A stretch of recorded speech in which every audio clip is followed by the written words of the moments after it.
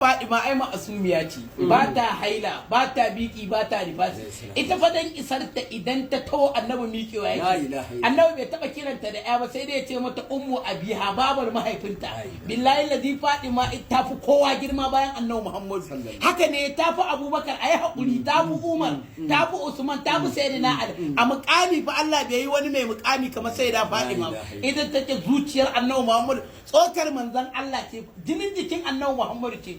Bargon annabi Muhammad motsi take fa a cikin zatin manzon Allah. Fadima an gaya maka Fadiman ta wasa ce dan isar ta fa a sama Allah ya daura mata aure. Ita fa doguwa ce mai dogon wayo Allah uba. Ita gaba ɗaya zubin annabi Muhammad sallallahu alaihi wasallam kade dan fa isar ta Allah ce waye mutu inna ma yuridu Allahu yuziba an kuma rijisa ahlu baiti yace kuma ya dai rukum ta dahira yace Fadima kin ganki kin ga Ali to din na tsarkake ku babu kazanta a jikin malam.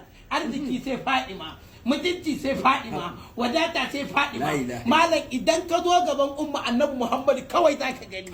Idan ka dai ita ba fara ba, ita ba ja ba, a'a jan ne aka hada shi da farin shine ta zama ashkala. Canja take. Duk kifta sakan Fadima take canjawa. Mai motsi da motsin babanta bintu Muhammad Rasulullah. Ita ce zinariya Allah, zinariyan Muhammad Rasulullah. Fadima kenan karshen zance. La ilaha illallah.